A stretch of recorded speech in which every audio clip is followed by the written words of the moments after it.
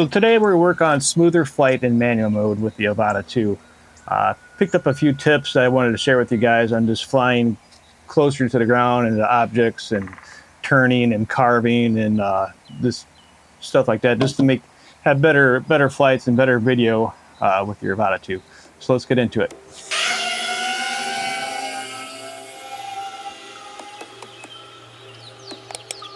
All right.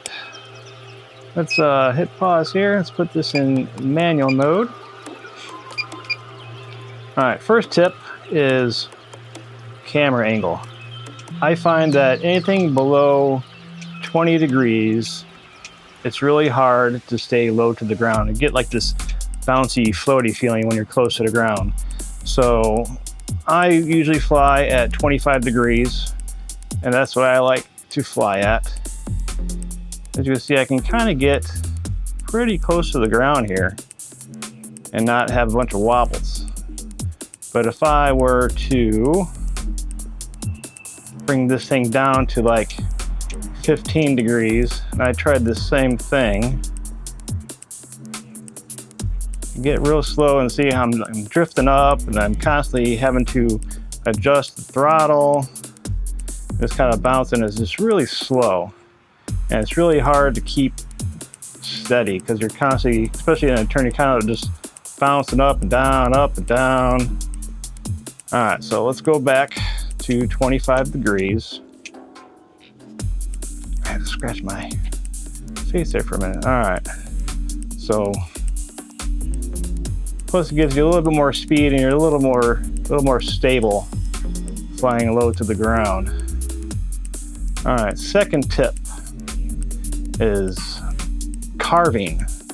So like if you're flying a straight line, let's just down this field, always being at an angle like this and just like rolling back and forth and carving back and forth, it kind of adds like a dynamic component to your shot. It doesn't have to be that fast back and forth over kind of this short field here. So let's try going the other way. So if I have a tilt here and just kind of like slowly moving back and forth, it kind of gets rid of that jitters that if you're flying straight level, you just want to make a little correction and see how we're kind of like trying to, if I were to pick a point, let's say this brown tree over here, that's just straight and level.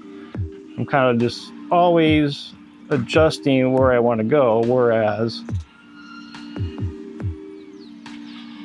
if I were to do that again, go towards that brown tree, I just got a little bit of tilt in here.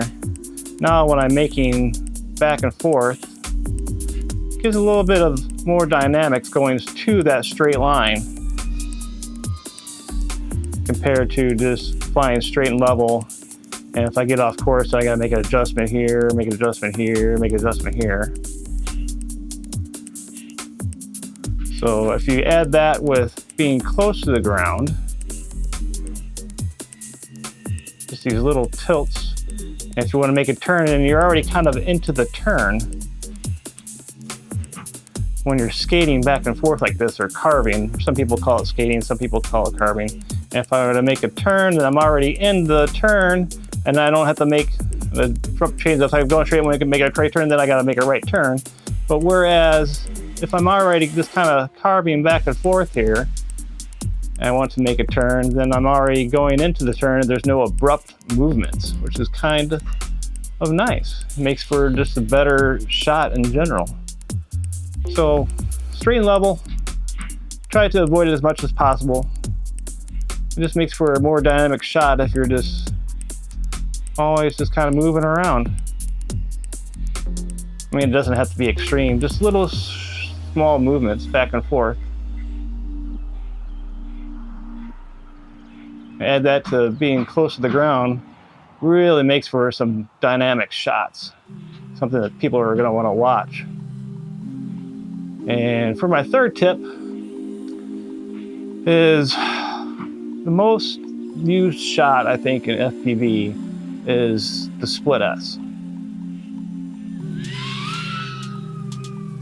And what I see a lot of people doing, and I'm guilty of it myself, is when you split S, people just use just the roll stick. If I were to just go like this, and you're already looking at the ground, which is helpful if you want to see the ground sooner. But what looks better when you're doing a split S is if you use opposite yaw. So if I'm going to split S here, if I use opposite yaw and then come around, well, you got to come out sooner than that, but that looks better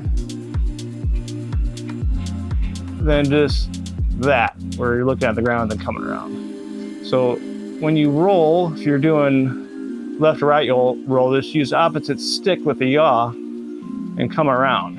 And it looks a lot better. And you can carry some momentum with that too. If I were just to come up over here and just shoot up and roll like this,